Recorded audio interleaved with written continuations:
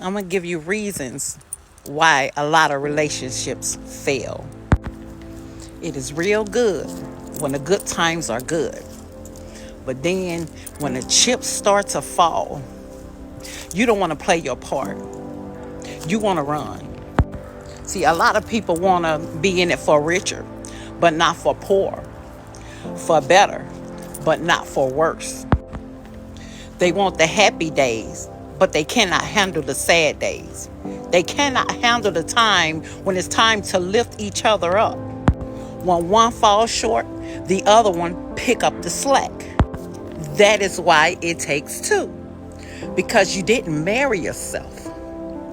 Your money cannot just be your money.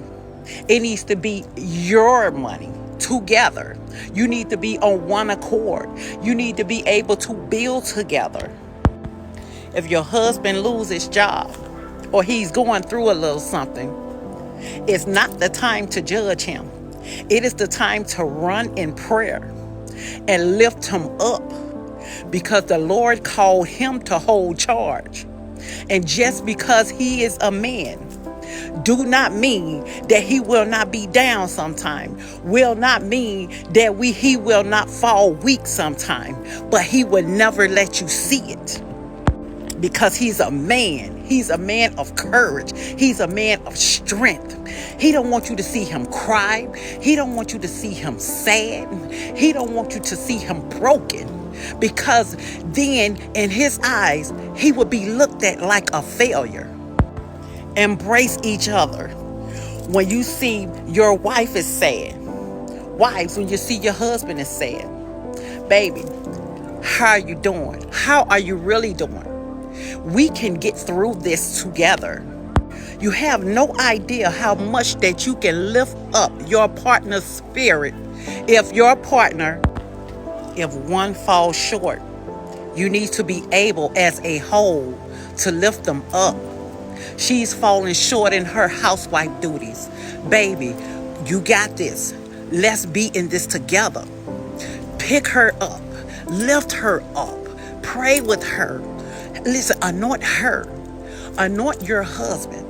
Lift him up. See how each other day is going. Because the reason why a lot of marriages fail is because when the going gets tough, the other want to run. You have to understand that the good times will not always be good. You will have the time when the devil try to come. He will try to destroy everything you build. He see you too happy. He see you are joyful, and he will come and he will try to tempt you. Do not slide back into temptation. Listen, the Lord has delivered you from that. Listen, you are faithful. You can stand even during the toughest times. But then when all the chips fall and you feel like you have nothing left, and then you want to try to gamble with their lives, and you will get on the phone. You will call your ex. You're telling all your business. And then this is your little best friend that you could not get rid of when you have gotten married. You don't get to call your ex. You don't get to call your homeboy. You don't get to call your homegirl. Listen, you're supposed to go and talk to each other, because when you're talking to each other, that is where the problem can be fixed, because you are the two that made the vows together. And then if you're in a relationship and it's always I, then how can you expect to build?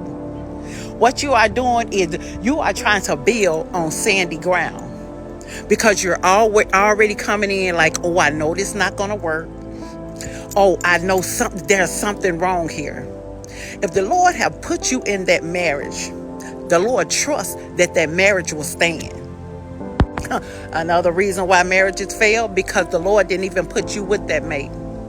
Because all he could do is take from you. He have no intention on bringing nothing to the table. She have no intention on loving you for real. See what you got with a gold digger. See what you got with a Delilah. See, Delilah never loved Samson. Delilah pretend to love him just to turn around and destroy his whole life.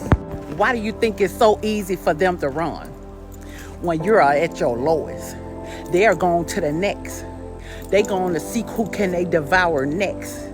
because in the beginning, it was not for them to love you for them. They were just trying, they was passing through. See, those are those passing through. When they are passing through, they do not care about you. Only thing they care about is what they can get out the deal. But guess what? You saw the signs. You got into that relationship anyway. And guess what you said? Oh, we're going to church together. We're going to do this. We're going to do that. But you ignored the first thing that Yahweh told you. Yahweh told you to separate yourself. Oh, but because she got that BBL, listen, and old boobs done. Listen, and then she got on that nice looking wig. And then she's looking like she's a very well kept and put together. You thought she had brains on her. You didn't know that you were dealing with a raging wolf. It's okay to pray that the Lord will send you to that right woman, fellas. Listen, it is okay to pray, ladies, that the Lord will send the right man. But see, you cannot lean on your own understanding of what you want, because the Lord knows what you need better than you do. You're going to love them for real. You're going to be happy together. You're going to be sad together. You're going to cry together. You're going to pray together. Listen, you're both going to be in the realm of what the Lord wants you to be. But see, the devil knows that too. So you cannot run when the going gets tough.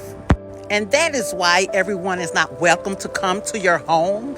And that is why your house is not just a house, it is a home. And that's why your foundation do not have any cracks. That is why when you guys are going through your worst and your lowest, that you can talk to each other, and you pray when the Lord is blessing you, and you pray when you feel like Satan is trying to curse you. Listen, you pray because you already know this world that we live in, you know, is not easy. You know that there are Jezebels coming, trying to seek you. You know that there are Delilahs out there trying to seek you. Listen, you know that there are witches out there trying to seek you. You know there are people that's coming and looking like they love and they care just to come and try to destroy your marriage. Let me tell you something. You have a bridesmaid that's praying on you right now that wants your husband. Listen, oh, help me somebody. Listen, you have them out here, and it's the ones that can slide up and get the closest to you and pretend like they care. And that's why this 50-50 don't work. You bring each other 100-100. Because guess what? Even if this one falls short, you're still bringing 100. Even if you fall short, he is still bringing 100, ladies. And see, if you are going in it and you're a 50-50, then when the other one fall, all you got is 50. But and then if he fall, listen, all you got is 50. If you fall, he ain't bringing nothing but 50, because he said, no, I got my 50. Now where's your 50? Because you have this 50-50 mentality instead of bringing all of you to the table. Nobody wants to marry half of somebody. See, you marrying for all. You marrying for better or for worse, for richer or for poor. Listen, and then to death do you part, in a good way. That don't mean to death do us part. And then we turn around, oh, if you decide you want to be with somebody else, I have to take you out. No, that's not what that is. That's why you cannot just go around marrying folks. Because when Yahweh put that marriage together, guess what? You can grow old together, you know, until he call you home. Whenever he decide he want to call you home, stop calling everybody, telling everybody everything that is nobody else's business. And guess what? These same people, you thinking they care for you, you thinking they down with you, you thinking that they gonna pray for you. And listen, they already been praying that it fail. They already been praying that it crumble. They already been praying that y'all didn't get approved for that home. They already been praying that y'all didn't get the ride that y'all want. They already know that. Listen, they are praying that you fall short of the glory. They are praying for so many things. That's why it's very important, listen, to keep your marriage in your marriage, keep your house in your house, and listen, keep it in your home. See, you have more than a house. You have a home. And the Lord, listen, keep him first and foremost in your life. I don't care what nobody says. Listen, if you heed that and endure it until the end. So you don't want a marriage that's just he always saying yes, or he always giving you everything you want, or she always saying yes, or she always just doing whatever you want to be able to compromise. You want to be able to say, no, baby, that ain't cool, or yes, honey, I think it should be like this. And listen, communicate, understanding, that brings love. I love y'all. God bless. I'm out.